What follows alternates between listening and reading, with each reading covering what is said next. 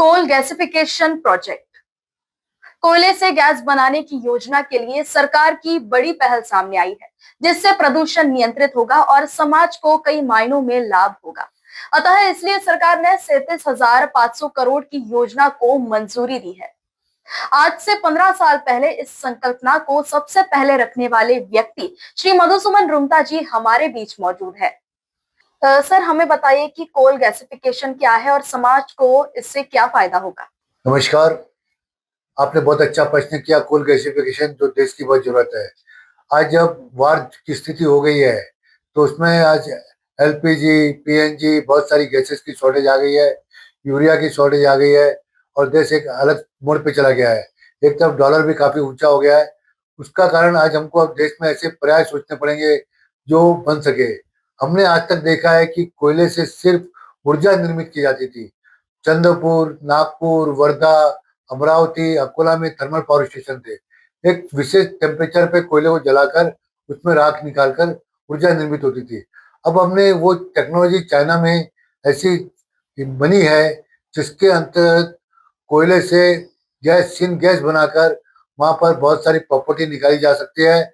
कोयले से ammonium nitrate, कोयले से हाइड्रोजन, कोयले से एलपीजी, कोयले से PNG, CNG gas, carbon monoxide, बहुत सारी चीजें बनाई जा सकती है और जिसकी बहुत वैल्यू है। क्या लगता है इस गैसिफिकेशन योजना के लिए सरकार ने क्या रुख अपनाना चाहिए। देखिए, ये जब प्रोजेक्ट हमने शुरू किया था करीब 11 साल पहले, जब Hansraj ji minister for chemical and fertiliser central government में थे, तो उसमें हम हमारे पास योजना आई। हमारे पास एक व्यक्ति हैदराबाद के थे, एमसी अग्रवाल जी, उनके साथ कुछ साथी थे। उसमें वे चाहते थे कि देश में कोई ऐसी टेक्नोलॉजी आए जिसको आगे ले जा सके। तब हमने वह टेक्नोलॉजी आगे लेके गए। तो सबसे पहले हमारी मुलाकात हंसा जी हुई, फिर गडकरी जी के साथ कई मीटिंगें हमारी हुई। उन्होंने आनंद कुमार जी जो फर्टिलाइजर एंड केमिकल मिनिस्टर थे, पीयूष गोयल जी कोयला मंत्री थे, बहुत सारे मंत्रालय में मीटिंग करवाते हुए यह निष्कर्ष निकाला कि ये प्रोजेक्ट देश के लिए बहुत मजबूती से काम कर सकता है। और हमारे प्रधानमंत्री नरेंद्र मोदी जी भी आत्मनिर्भर भारत के अंतर्गत ये प्रोजेक्ट को देश में लाना चाहते थे, जिससे हमारा देश सुरक्षित बने और ये कोल देश के लिए बहुत जरूरत था। सर, हमें बताइए कि क्या भारत में इससे पहले भी ऐसे कोल गैसिफिकेशन की टेक्निक्स अपनाई गई है और क्या किस तरह से ये काम कर चुके हैं। इसके लिए नवीन जिंदल की जिंदल स्टील अंगुल में अपने लिए स्टील के लिए, ग्रीन स्टील के लिए काम कर रही थी और उनके भी प्रयोग चल रहे थे। एक तरफ गवर्नमेंट की भी एक कंपनी काम कर रही थी, लेकिन इतनी सक्सेस नहीं हो पा रही थी। तो हमने गवर्नमेंट के सामने ये योजना रखी और चाइना की एक सेनवू कंपनी जो थी तो उसमें आगे आई। उसमें हमारे पास हैदराबाद के एक व्यक्ति दयाचारी करके जो रिटायर्ड आईएएस ऑफिसर थे, उनकी काफी बड़ी कंपनी थी, पेट्रोकेमिकल में इन्वेस्ट करते थे।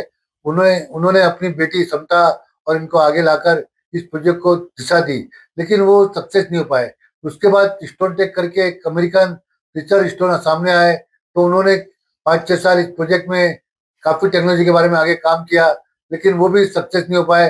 तो हमने सोचा कि ये टेक्नोलॉजी कैसे होगी, क्या होगी, लेकिन हमारे इस पे आत्मचिंतन और इस पे सहयोग बराबर चल रहा था। जब हम विदर्भ की बात करते हैं तो चंद्रपुर सबसे प्रदूषित शहर में से आता है और कोल गैसिफिकेशन टेक्निक अगर हमने चंद्रपुर में लाई तो ये किस तरह से काम करेगा। देखिए, जो प्रदूषण होता है सरकारी उपक्रम से ज्यादा होता है, क्योंकि वहाँ पे कंट्रोल नहीं होते।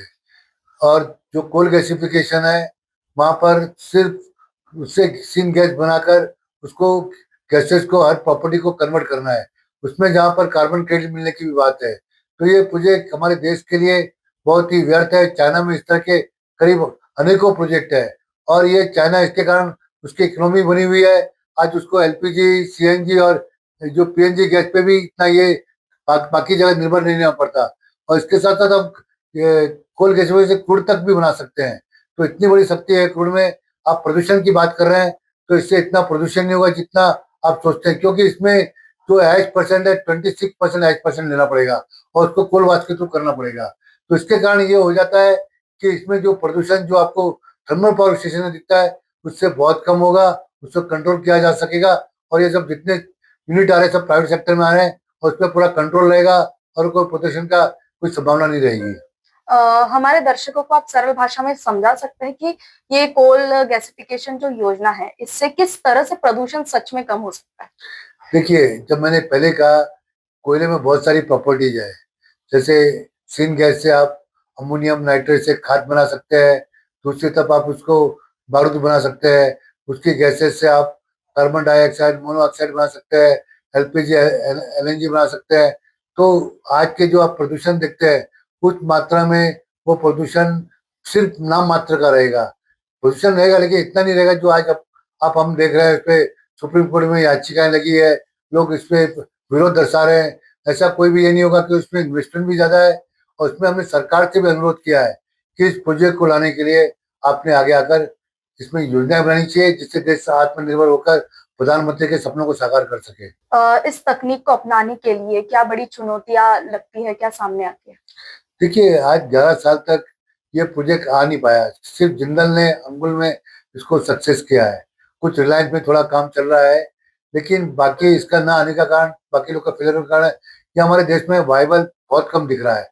क्योंकि चाइना एक अलग देश है जहाँ पे ब्यूरोक्रेसी ईमानदार है, वहाँ पे देश हित में काम हो रहा है। आप जानते हैं हमारे देश में क्या स्थिति है, किस तरह के काम हो रहे हैं, फाइलें किस तरह से घूमती रहती है।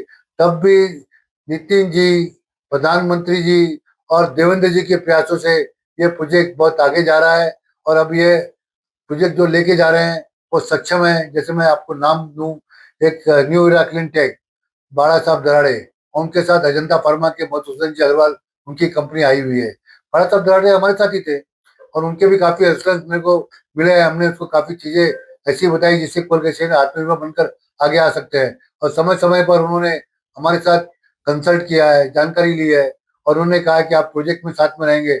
हम राह देख रहे हैं कब उनके साथ सम्मिलित होते हैं और किस तरह से इस प्रोजेक्ट को और सक्सेस बना सकते हैं। सर, अगर देश की बात की जाए तो दिल्ली को सबसे पॉल्यूटेड सिटी में से एक माना जाता है। और क्या लगता है, कोल गैसिफिकेशन ये जो टेक्निक है, क्या वो दिल्ली तक जाएगी या महाराष्ट्र तक सीमित? देखिए, कोल तकनीकी गैसिफिकेशन वही जा सकता है जहाँ पे कोल माइंस है। तो कोल माइंस करे तो आप विदर्भ में 4 प्रोजेक्ट आ रहे हैं।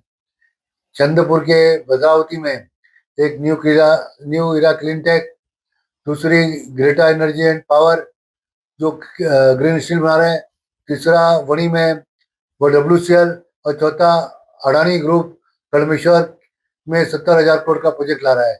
और देश में भी कई जगह इस तरह के प्रोजेक्ट लगने वाले हैं। और सरकार का विचार है कि 2030 तक 100 मिलियन टन कोयला कोल गैसिफिकेशन के लिए यूज हो और देश की इकोनॉमी में आए। बहुत बहुत धन्यवाद सर आपका। तो ये थे हमारे साथ श्री मधुसुमन रुंगटा जी। ऐसे ही अन्य वीडियोस के लिए देखते रहिए हमारे चैनल न्यूज फर्स्ट। नमस्कार। नमस्कार।